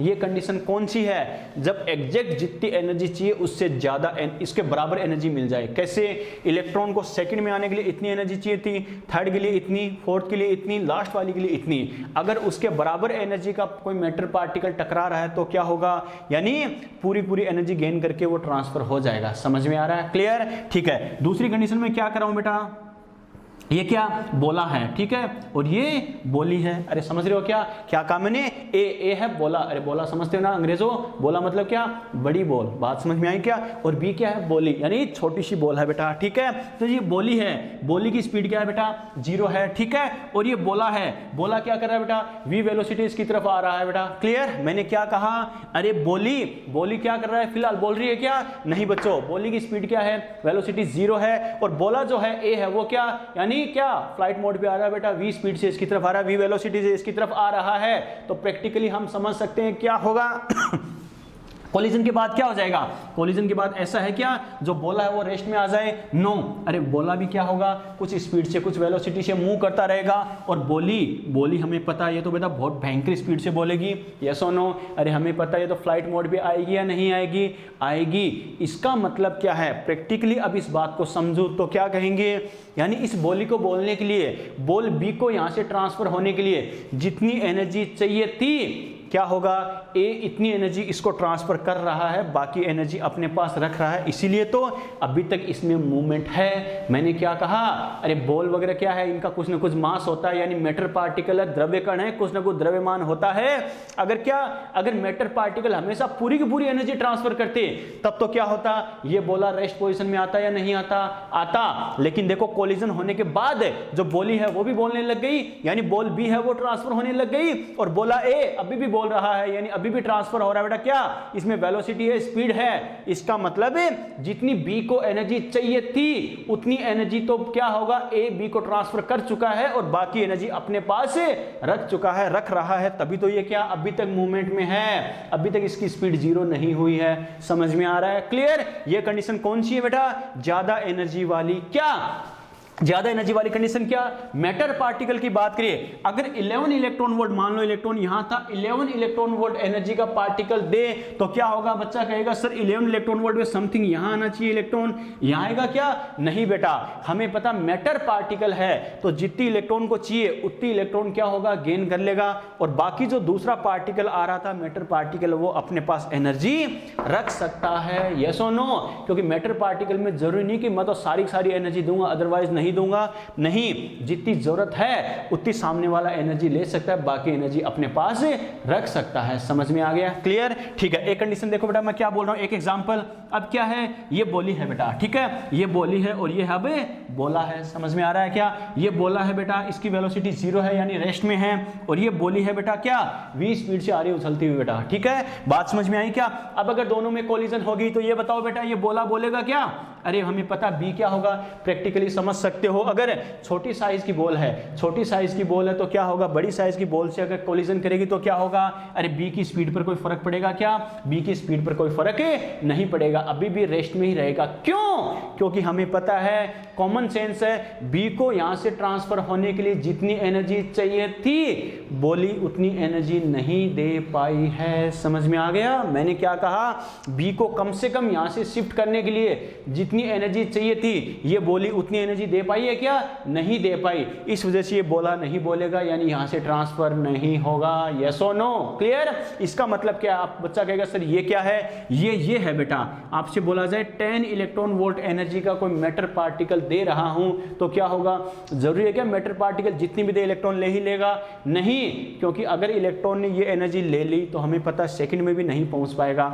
हमें पता फर्स्ट और सेकंड के बीच में रह सकता है क्या, नहीं, तो ये इलेक्ट्रॉन इतनी एनर्जी गेन नहीं करेगा, कम से कम कितनी करेगा, कम से कम सेकंड में ट्रांसफर होने के लिए जितनी चाहिए कम से कम उतनी तो होनी ही चाहिए। जैसे इस बोले की तरह अपने बात की, इसको यहां से ट्रांसफर होने के लिए जितनी एनर्जी चाहिए कम से कम उतनी एनर्जी तो होनी चाहिए, अगर उतनी एनर्जी नहीं है तो ये गेन नहीं करेगा, इस पर कोई फर्क नहीं पड़ेगा। सेम वही बात इलेक्ट्रॉन में है। तो मैंने क्या कहा, अगर ये फर्स्ट कंडीशन मैंने क्यों हटाई थी बेटा, याद है ना, यहाँ पे लिखा था लेस देन 10.2 इलेक्ट्रॉन वोल्ट है, अगर इससे कम है तो गेन करके कोई फायदा है क्या, नो, कम से कम इतनी एनर्जी तो होनी चाहिए कि उसको गेन करके कम से कम सेकंड थर्ड में किसी में जा सके, लेकिन उससे ज्यादा है तो कोई दिक्कत नहीं, गेन कर सकता है, लेकिन कम वाली में कंडीशन में गेन नहीं करेगा। समझ में आ रहा है मैंने क्या कहा, यस और नो, क्लियर। तो मेरा कहने का मतलब क्या बेटा, अब मैं कंक्लूजन क्या कह सकता हूं, बच्चा बहुत इजीली गलत करता है, फिर सुन लेना इस बात को, फर्स्ट सेकंड हाइड्रोजन के लिए क्वेश्चन पूछेगा, मैं ध्यान रखना, clear. First second third fourth और ये लास्ट वाली सभी के बीच का एनर्जी गैप क्या है, समझ में आ गया, एग्जैक्ट डाटा है ये तो ध्यान रखना, 10.2, 12.09, 12.75, 13.6। अगर फोटोन की बात करूं तो क्या होगा बेटा, एग्जैक्ट एनर्जी गैप के इक्वल एनर्जी मिल रही है, एग्जैक्ट जो ऊर्जा अंतर है उसके बराबर ऊर्जा का फोटोन आ रहा है, कोलिजन कर रहा है, इलेक्ट्रॉन से टकरा रहा है, तो इलेक्ट्रॉन एक्साइट होगा, उत्तेजित होगा, वरना नहीं होगा।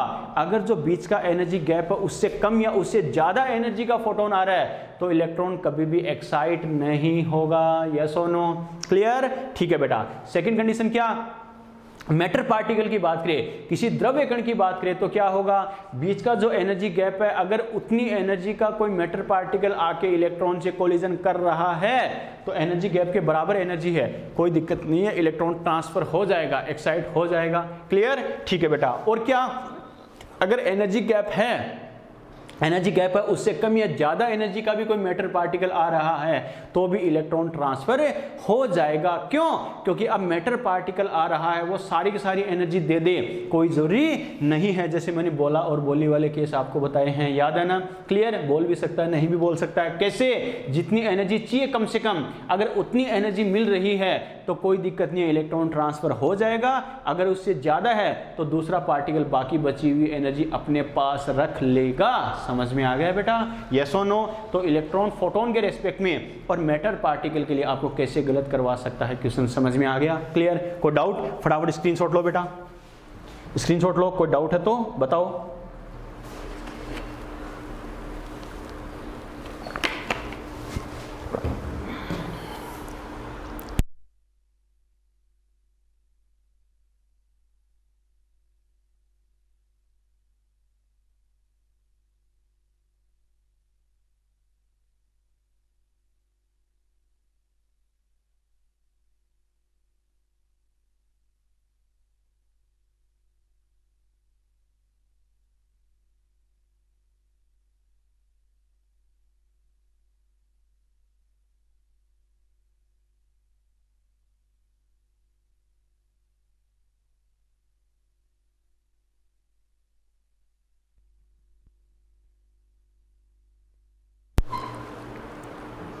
चलो बेटा, यहां तक बात ठीक है?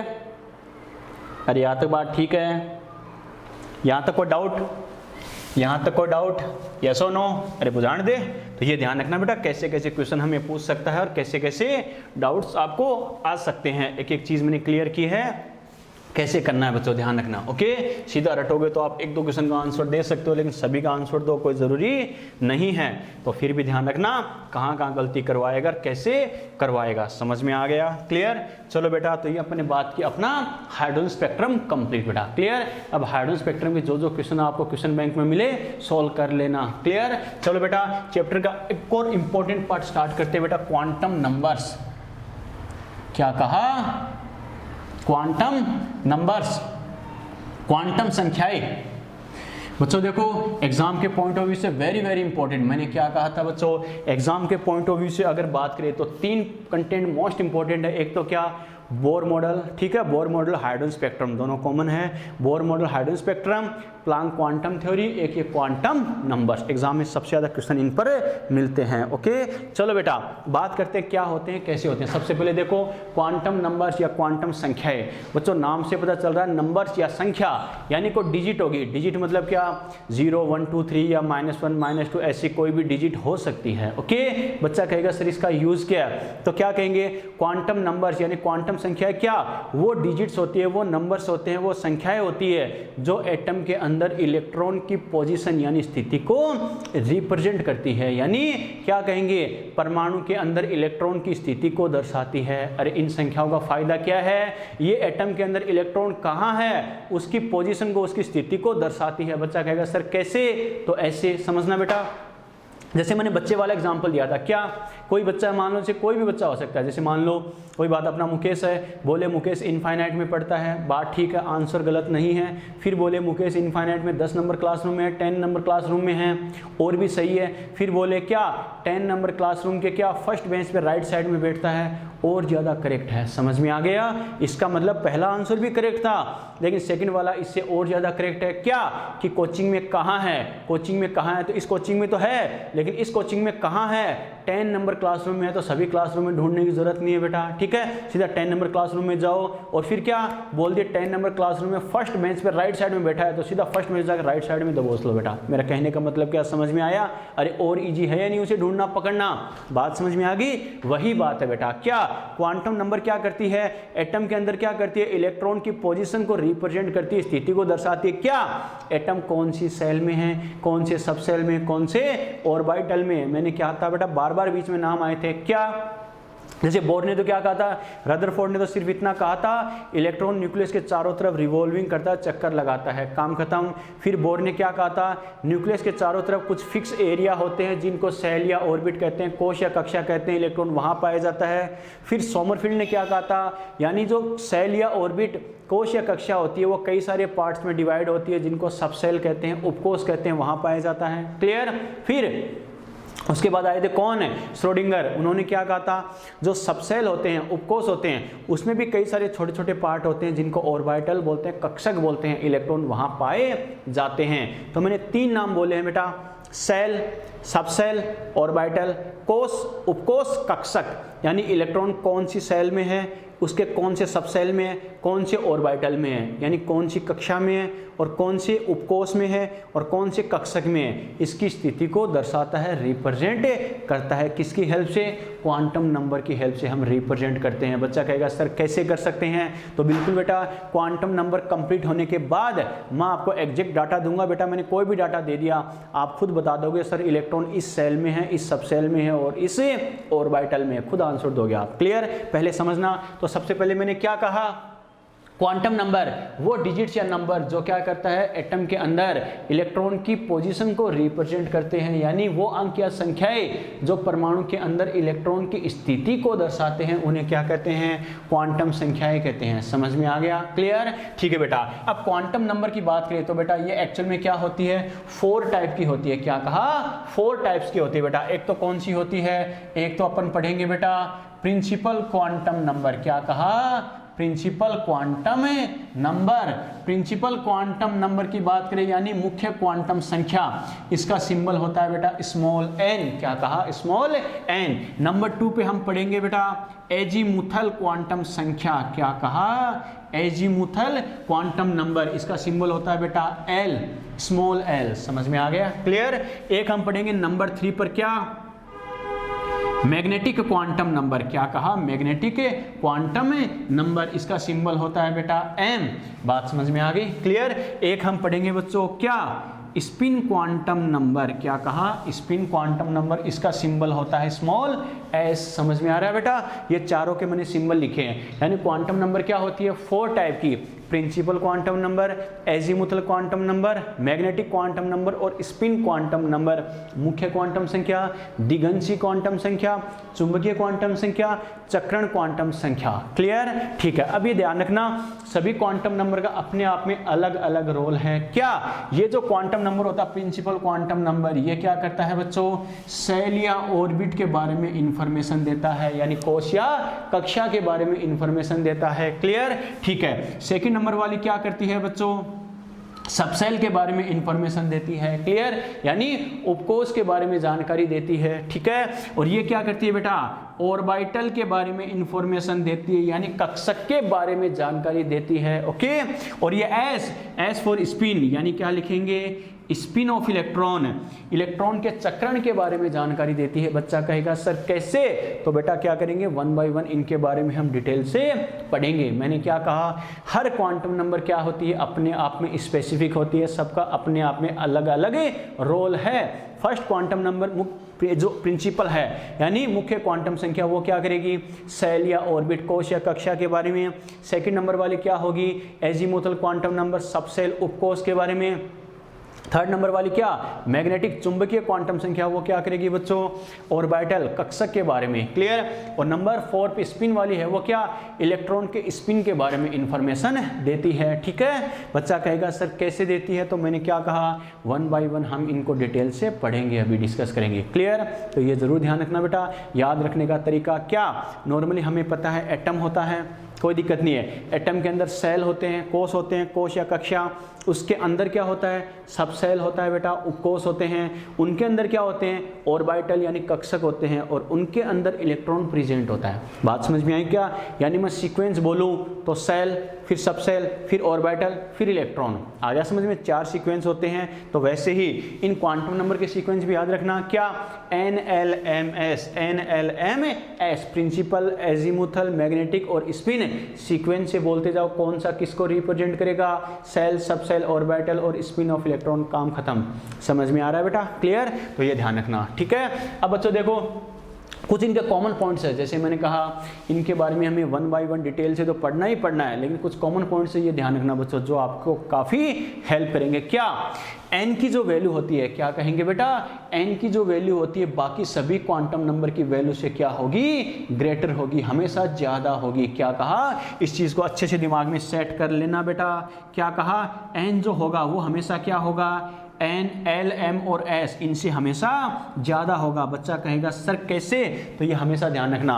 1 बाय 1 इनकी वैल्यू अपन डिस्कस भी करेंगे, किसकी वैल्यू क्या हो सकती है, कितनी हो सकती है, क्यों हो सकती है, लेकिन इस चीज़ को दिमाग में सेट कर लेना। क्या n की वैल्यू, प्रिंसिपल क्वांटम नंबर की जो वैल्यू आएगी, क्योंकि अपन ने क्या कहा, पढ़ ही क्या रहे हैं, क्वांटम नंबर्स, क्वांटम संख्याएं, ये सभी एक नंबर, सभी के बारे में एक एक नंबर फिक्स है बेटा। अलग अलग टाइप से नंबर आएंगे हमारे पास से, लेकिन जिनके बारे में अपन को कोई डाटा दे, इसके लिए n इतना, l इतना, m इतना, s इतना, जो भी हमें डाटा दे, ध्यान रखना करेक्ट आंसर कौन सा होगा, जिसके लिए n क्या होगा, बाकी सभी से ज़्यादा हो। समझ में आ गया, क्लियर, ठीक है बेटा। एक चीज़ और ध्यान रखना बच्चों, क्या जो s होता है, s होता है वो क्या होगा, बाकी क्वांटम नंबर है n हो, l हो या m हो, इनसे कोरिलेट नहीं होता। मैंने क्या कहा, जो स्पिन क्वांटम नंबर है उसकी वैल्यू बाकी क्वांटम नंबर की वैल्यू पर डिपेंड नहीं करेगी। बच्चा कहेगा सर कैसे, तो ऐसे बेटा ध्यान रखना, अपन 1 बाय 1 पढ़ेंगे।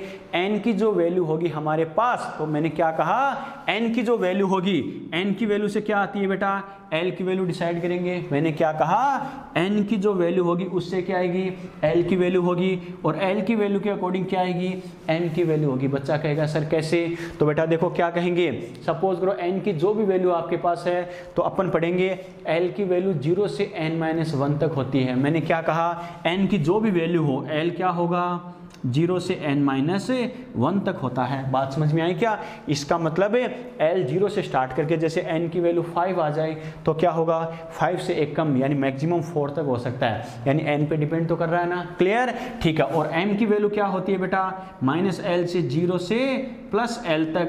इसका मतलब क्या है, अगर l की वैल्यू 2 होगी तो ये क्या होगा, -2 से +2 तक हो सकता है। इसका मतलब -3 से +3 तक हो सकेगा या नहीं, -l से +l यानी l पे डिपेंड तो कर रहा है ना। बात समझ में आई क्या, l पे डिपेंड तो कर रहा है। कहने का मतलब क्या है, n की वैल्यू के अकॉर्डिंग l की वैल्यू डिसाइड करेंगे, l की वैल्यू के अकॉर्डिंग m की वैल्यू डिसाइड करेंगे। लेकिन जो s होगा, s मैंने क्या कहा, s फिक्स होगा बेटा, +-1/2 ये फिक्स होता है, ये n, l और m की वैल्यू पे डिपेंड नहीं करेगा। समझ में आ गया, m की वैल्यू l के अकॉर्डिंग आएगी, l की वैल्यू n के अकॉर्डिंग आएगी, लेकिन जो s है इसकी वैल्यू पर n, l और m इन तीनों का कोई फर्क नहीं पड़ेगा। इसकी वैल्यू क्या होती है, फिक्स होती है, तो फिक्स होती है। समझ में आ गया, यस और नो, क्लियर। चलो बेटा, और एक चीज़ और ध्यान रखना, आपको याद है बच्चों, एक हमने श्रोडिंगर कॉन्सेप्ट पढ़ा था, याद है ना, श्रोडिंगर वेव इक्वेशन थ्योरी। तो अपने क्या कहा था, श्रोडिंगर वेव इक्वेशन थ्योरी, अरे वो तो याद है ना, ∇2 ψ/∇x² + ∇2 ψ/∇y² + ∇2 ψ/∇z² + 8π² m/h² e - u ψ = 0। याद है ना, अपने एक बात कही थी, क्या श्रोडिंगर इक्वेशन को सोल्व करने पर क्या होता है, एक मतलब डिजिट्स का ग्रुप मिलता है जिसको क्वांटम नंबर कहते हैं। यस और नो, तो क्वेश्चन पूछा जाए कि जो क्वांटम नंबर्स होता है इनको कैसे डेराइव किया गया, ऑप्शन दिया जाए श्रोडिंगर थ्योरी के अकॉर्डिंग, श्रोडिंगर इक्वेशन से। बात सही है, लेकिन ये 100% करेक्ट नहीं है बच्चों। कैसे, जो स्टार्टिंग की जो 3 होती है, क्या n, l एंड m, इन तीनों की बात करें तो ये ध्यान रखना बेटा, इनको तो कैसे डेराइव किया गया था, श्रोडिंगर इक्वेशन से। ये बात सही है, क्या कहा, स्टार्टिंग की 3 है, इनको कैसे डेराइव किया गया था, श्रोडिंगर इक्वेशन से। लेकिन लास्ट वाली जो s है, इसको श्रोडिंगर इक्वेशन से डेराइव नहीं किया गया था। इसको कैसे डेराइव किया गया था बेटा, पाउलीज एक्सक्लूजन प्रिंसिपल। क्या कहा, पाउलीज प्रिंसिपल अपन पढ़ेंगे बेटा लास्ट में, कैसे होता है, क्या होता है। तो ये ध्यान रखना बच्चों, क्या स्टार्टिंग की 3 नॉर्मल स्टेटमेंट दिया जाता है कि क्वांटम नंबर को कैसे डिराइव करते हैं, श्रोडिंगर इक्वेशन से। बात सही है, गलत नहीं है, लेकिन 100% ये करेक्ट नहीं है। क्या 4 टाइप के क्वांटम नंबर्स है, इसमें जो नंबर 4 वाली स्पिन वाली होती है वो पाउलीज प्रिंसिपल के अकॉर्डिंग बात करते हैं। चैप्टर के लास्ट में अपनी प्रिंसिपल भी पढ़ेंगे, क्या होता है, कैसे होता है। लेकिन स्टार्टिंग की स्टार्टिंग की 3 क्या होती है, वो श्रोडिंगर इक्वेशन से होती है। तो 100% बोले कि सभी क्वांटम नंबर को श्रोडिंगर इक्वेशन से डेराइव करते हैं, ये स्टेटमेंट क्या है, रॉन्ग है। क्यों है, समझ में आ गया, यस और नो।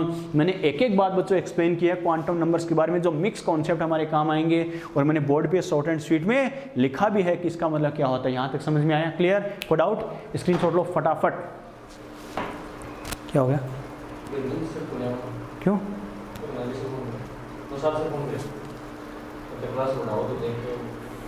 यार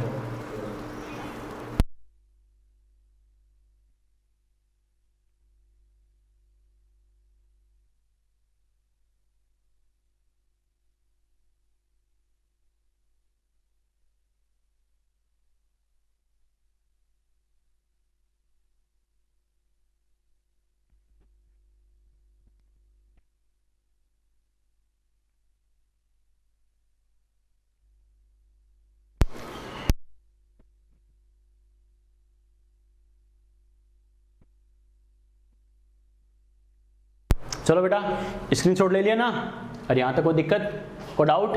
ठीक है बेटा, ये तो अपने बात किया क्वांटम नंबर क्या होता है, कैसे होता है, क्लियर, इनका मीनिंग क्या होता है। अब अपने क्या कहा, क्वांटम नंबर्स क्या होते हैं, ये 4 टाइप्स के होते हैं बेटा। क्या होते हैं, 4 टाइप्स के होते हैं। तो 1 बाय 1 अपन डिस्कस करेंगे, कैसे करना है, क्या करना है। देखो बच्चों, कैसे करना है क्वांटम नंबर के बारे में और क्या करना है। सबसे पहले मैंने क्या कहा, इसके टाइप्स की बात करें तो हेडिंग क्या लिखेंगे, types of quantum numbers, types of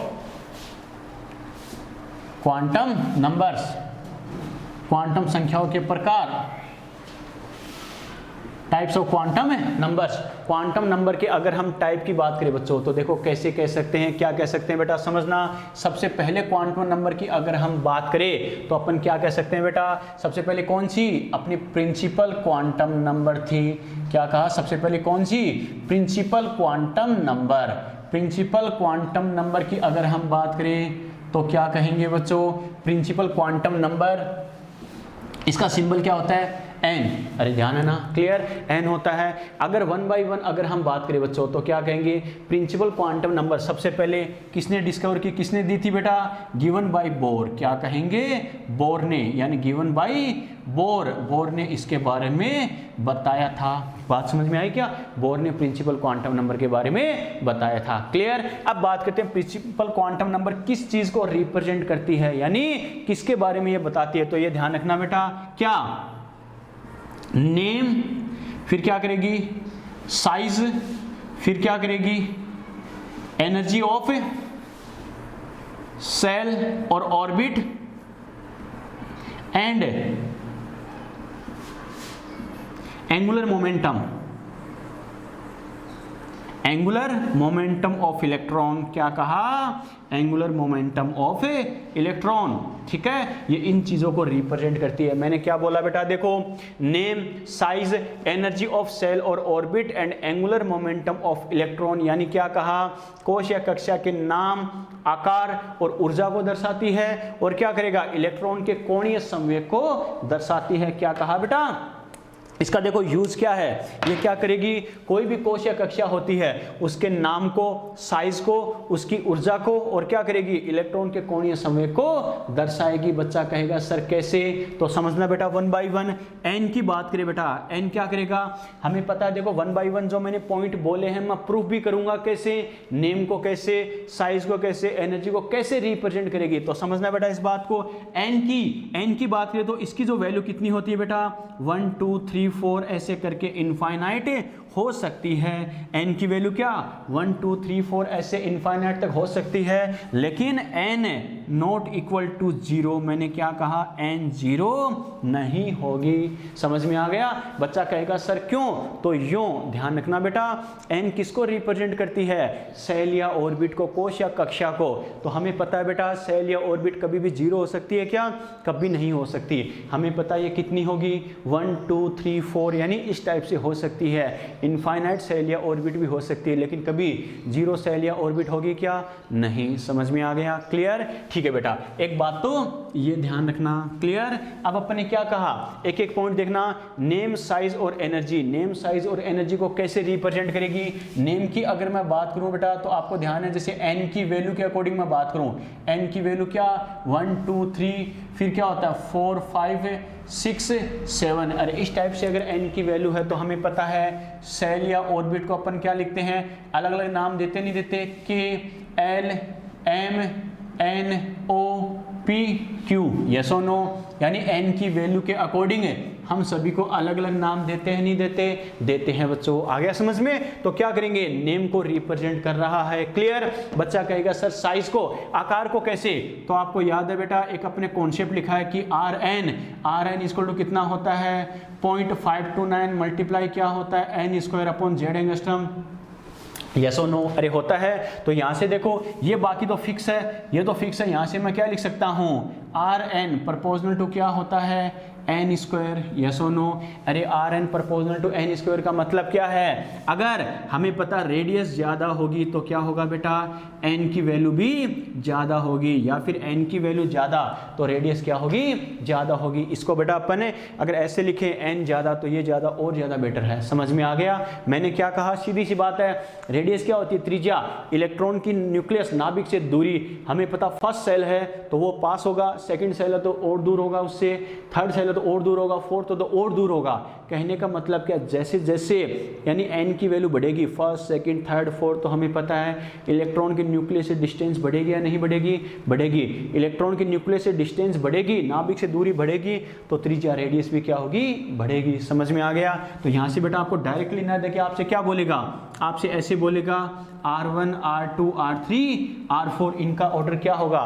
तो मैंने क्या कहा था, रेडियस हो, वेलोसिटी हो या एनर्जी हो, उनके आगे क्या होता है, जो नंबर होता है वो क्या होता है, सेल या ऑर्बिट का नंबर होता है। इसका मतलब R1 का मतलब क्या, फर्स्ट की रेडियस, R2 मतलब क्या, सेकंड की रेडियस, R3 थर्ड की रेडियस, R4 मतलब फोर्थ की रेडियस। क्लियर? तो यहाँ से क्या करेंगे, यानी रेडियस क्या होगा, बढ़ते क्रम में होगा। समझ में आ गया? यस और नो? क्लियर? बात समझ में आई क्या? तो ये बताओ साइज को रिप्रेजेंट कर रहा है नहीं कर रहा?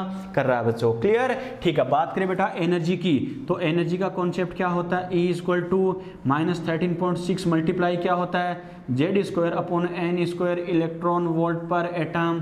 यस और नो? अरे ध्यान है ना? इसका मतलब यहाँ से मैं क्या कह सकता हूँ बेटा, देखो एनर्जी का ये हमें पता, ये तो किसी एलिमेंट के लिए फिक्स वैल्यू है। तो यहाँ से रिलेशन क्या आ गया, मैं क्या लिख सकता हूँ, E N proportional to 1/n square. Yes और नो? अरे यस और नो? देखो ये तो फिक्स है, बाकी क्या बच गया, E N proportional to -1/n square. इसका मतलब मैं क्या कहूँगा, अगर n की वैल्यू इंक्रीज होगी, क्या कहा, अगर n की वैल्यू इंक्रीज होगी तो बच्चों इन्वर्स होने की वजह से क्या होगा, n अगर इंक्रीज तो e क्या होगा, डिक्रीज। लेकिन किस में डिक्रीज होगा, ये माइनस में डिक्रीज होगा, और माइनस में डिक्रीज होना मतलब एक्चुअल में क्या होना, इंक्रीज होना। यस और नो? अरे सीधी सी बात है बेटा, कोई वैल्यू आपको ये दे रखी है -10, -5, -3, -2, तो ये बताओ ये वैल्यू एक्चुअल में कम हो रही है, ज़्यादा हो रही है? अरे -10 से -5 हो गया, -5 से -3 हो गया, माइनस में कम हो रहा है, मतलब एक्चुअल में इंक्रीज हो रहा है। एक बार सिंपल सी बात ध्यान रखना, माइनस में ज़्यादा एक्चुअल में कम, माइनस में कम एक्चुअल में ज़्यादा। समझ में आ गया? क्लियर? तो क्या करेंगे, पहले इस माइनस को भूल जाओ, ई और एन स्क्वायर, ई और एन इनवर्स है या नहीं है, व्युत्क्रमानुपाती है, तो एन बढ़ेगा तो एनर्जी क्या होगी, कम होगी। लेकिन किस में कम होगी, माइनस के साइन के साथ कम होगी, माइनस के साइन के साथ कम होगी। इसका मतलब एक्चुअल में क्या होगी, बढ़ेगी बेटा। समझ में आया? यस और नो? बात समझ में आ गई? इसका मतलब बेटा आपसे क्या बोलेगा, आपसे ऐसे देगा E1, E2, E3, E4, अलग अलग सेल या ऑर्बिट की एनर्जी की बात करें तो ये बताओ बच्चों, E1 का मतलब क्या है, फर्स्ट की एनर्जी, E2 का मतलब क्या है, सेकंड की एनर्जी, E3 का मतलब क्या है, थर्ड की एनर्जी, E4 का मतलब क्या है, फोर्थ की एनर्जी। तो ये बताओ n की वैल्यू इंक्रीज होने के साथ साथ एनर्जी कम होगी या ज़्यादा होगी, ज़्यादा होगी, बढ़ेगी बेटा। समझ में आ गया? यस और नो?